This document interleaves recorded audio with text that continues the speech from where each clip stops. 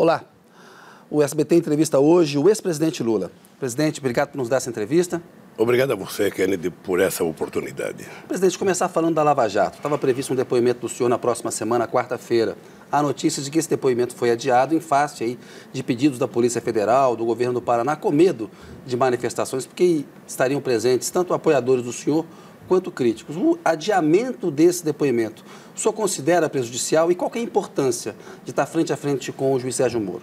Olha, primeiro, Kennedy, não tem nenhum problema com a data. A data, quem marca ela é o juiz Moro, e ele marcando, eu estarei presente, seja dia 3, dia 4, dia 2, dia 20, ou seja, eu não tenho nenhum problema com a data.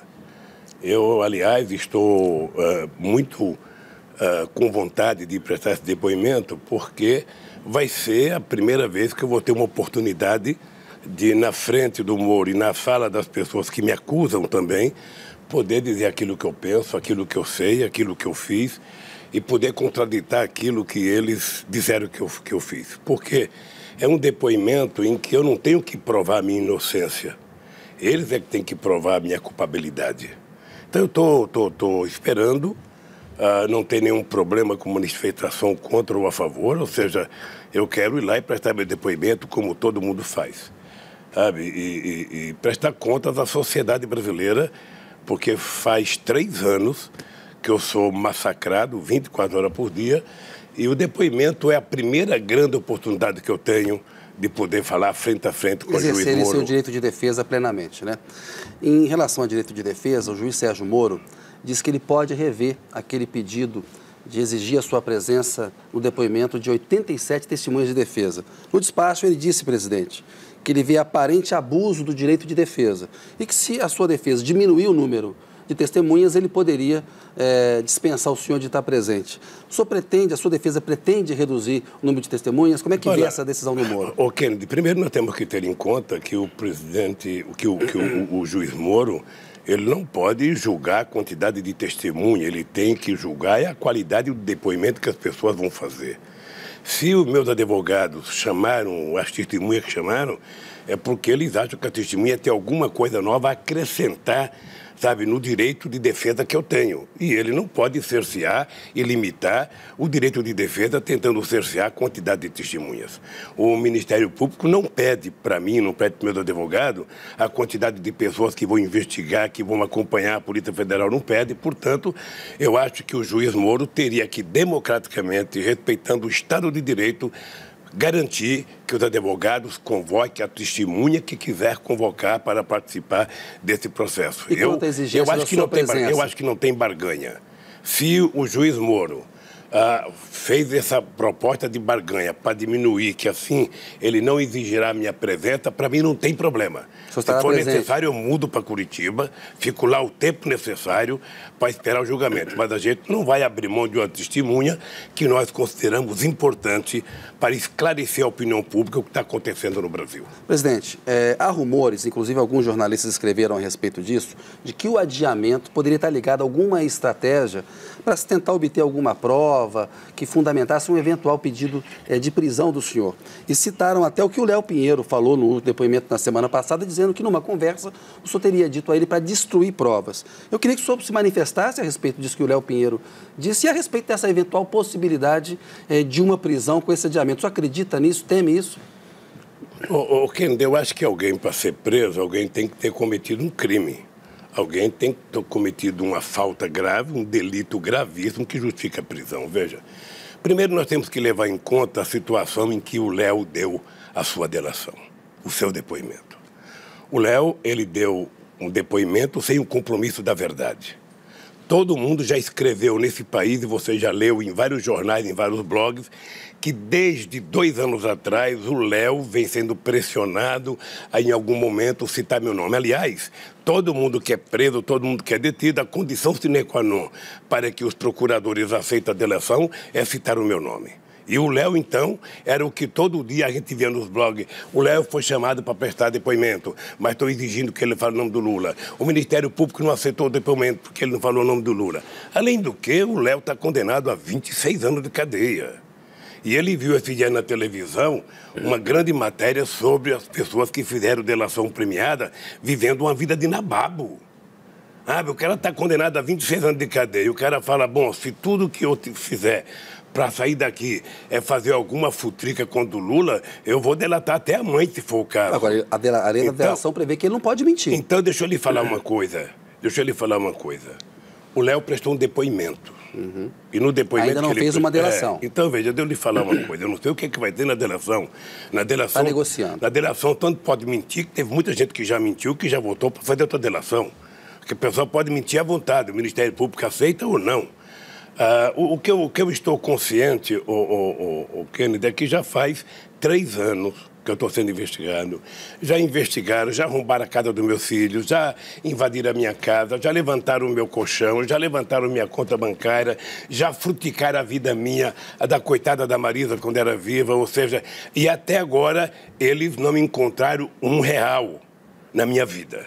Não encontraram um indício de corrupção. Querem continuar investigando? Pode continuar investigando. Pode fazer o que bem entender.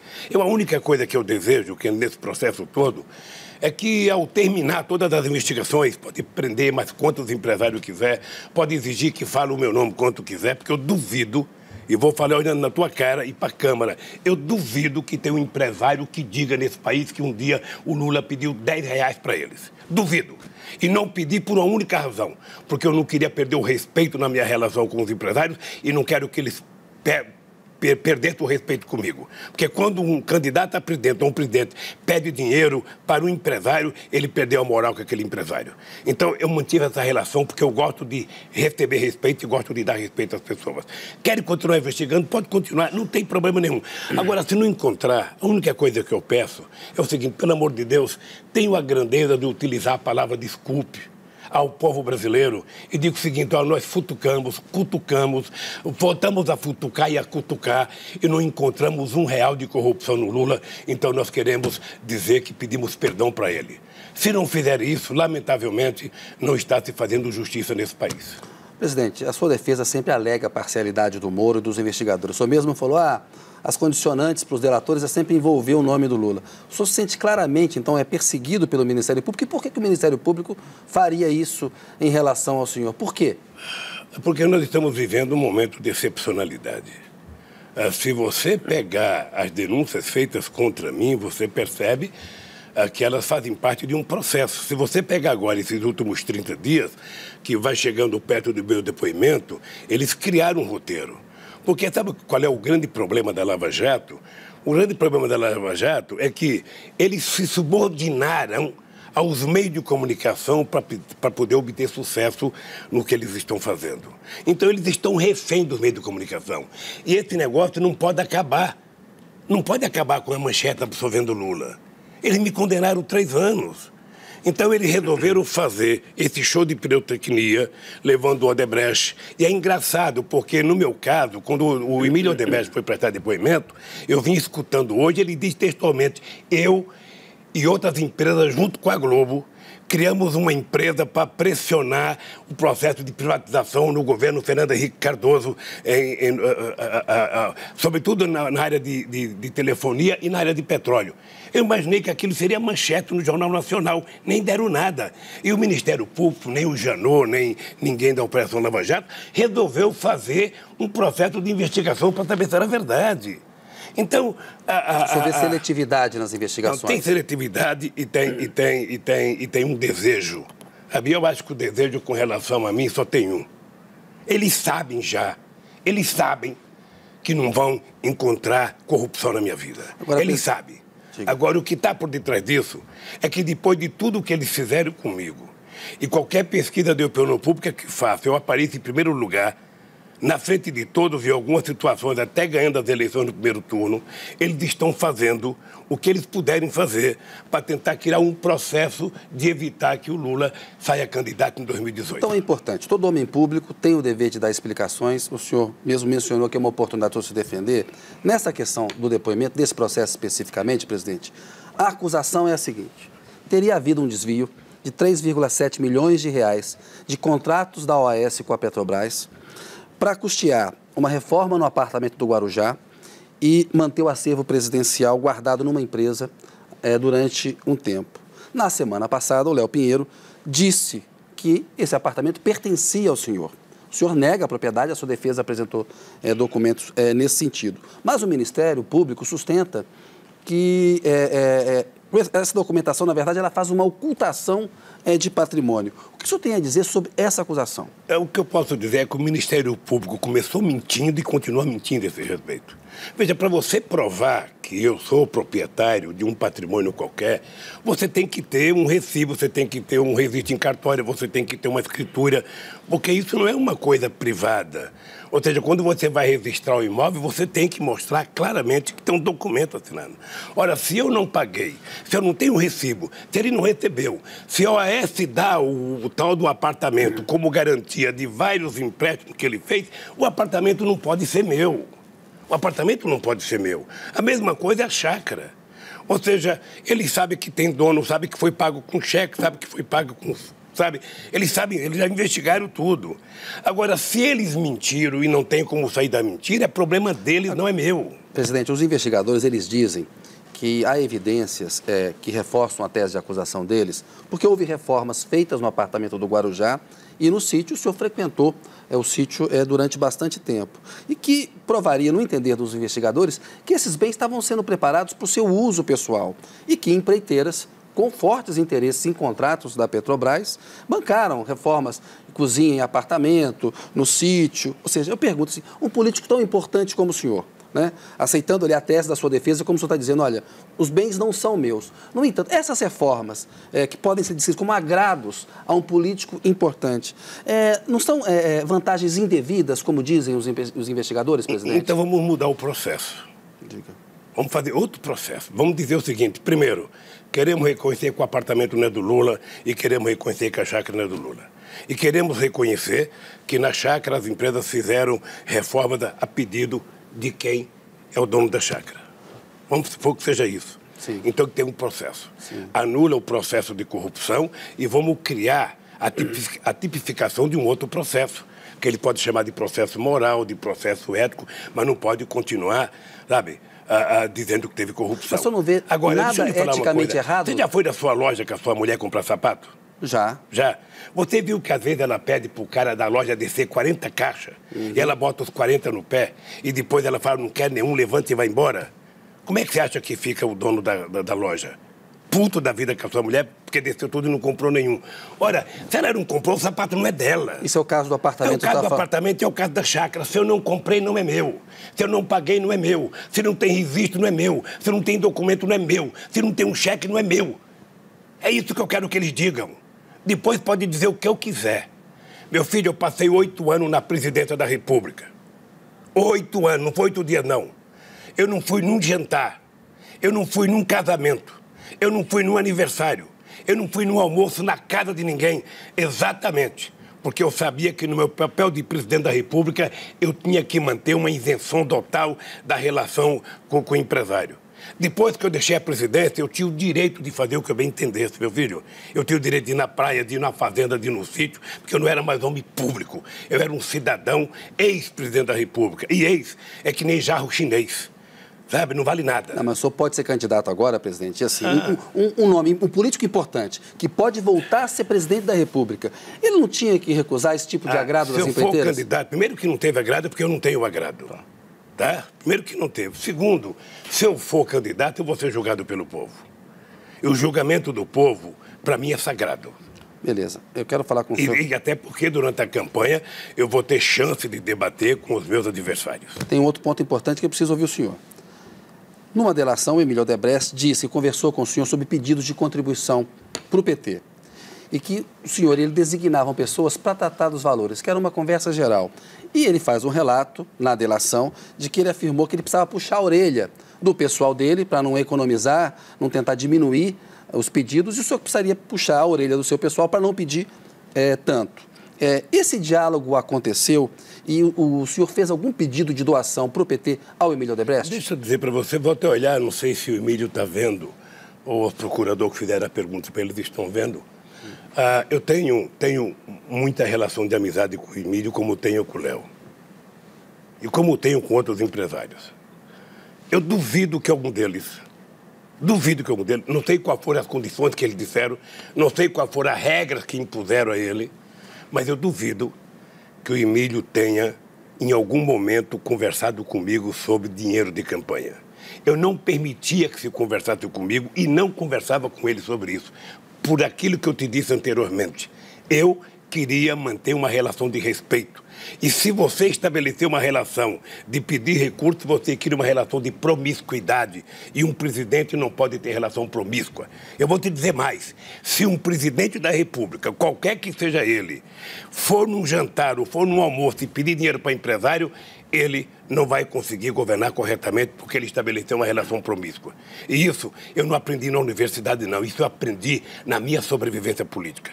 Portanto, eu duvido, sabe, que exista um momento em que o Emílio tenha me oferecido 5 centavos e que eu tenha pedido 4 centavos para ele. Um outro ponto importante da delação agora do Marcelo Odebrecht é a respeito de um provisionamento de recursos feito pelo Odebrecht, que nas palavras do Marcelo Odebrecht variavam ali de 35 a 40 milhões, que seria uma conta com codinome amigo, que seria um codinome se referindo ao senhor, e que essa conta seria administrada pelo Palocci, ex-ministro da Fazenda.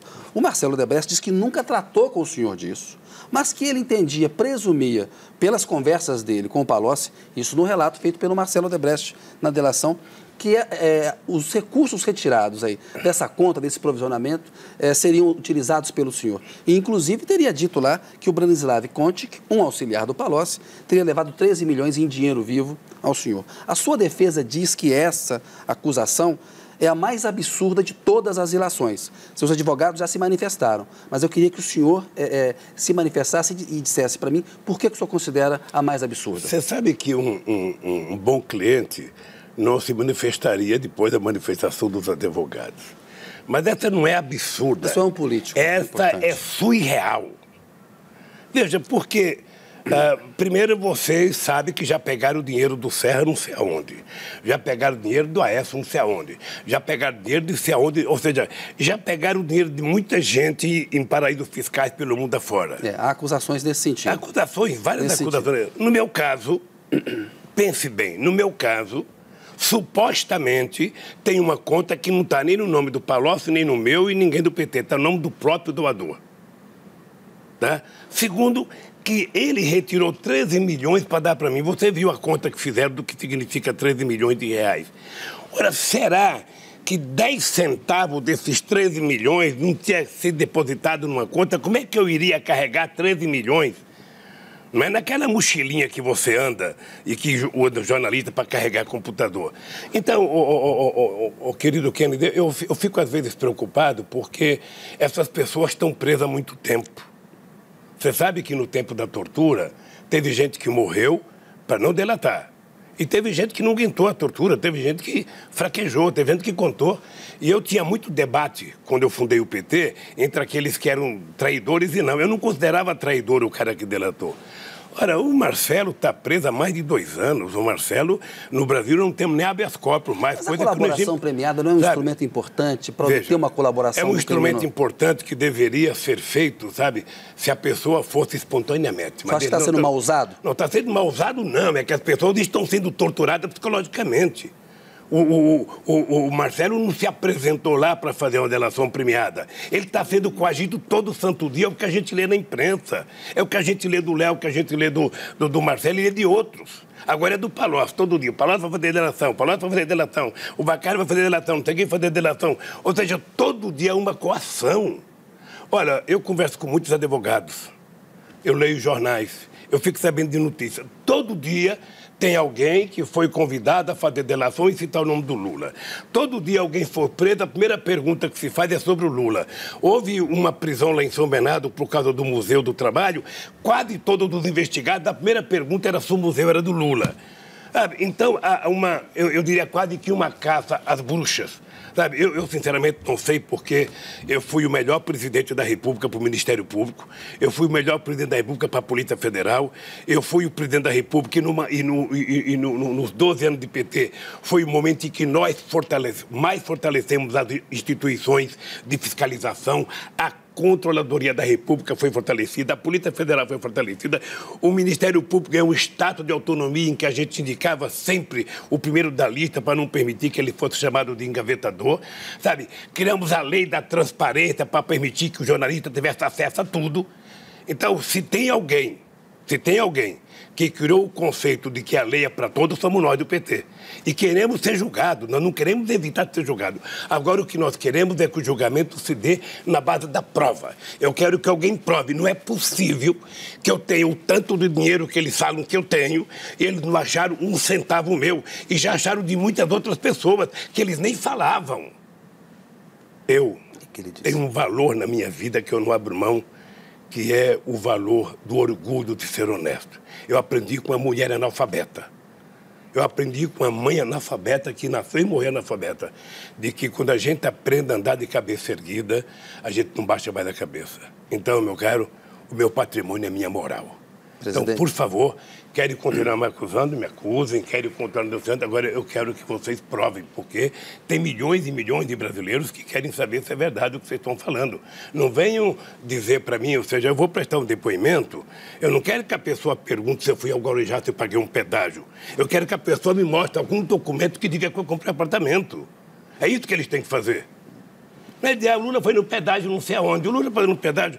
Olha, meu Deus do céu, é passar num pedágio sem saber até para onde vai, porque para ir para um pedágio, pagar um pedágio para ir para o Guarujá, você pode pagar o pedágio e ir para Rio Santos, ir para Bertioga e no Guarujá, claro. Ou ir para Santos pela balsa. Então, eu estou cansado de brincadeira. A verdade é essa, eu estou cansado de brincadeira com o meu nome, estou cansado de achincalhamento e eu acho que isso tem que parar em algum momento.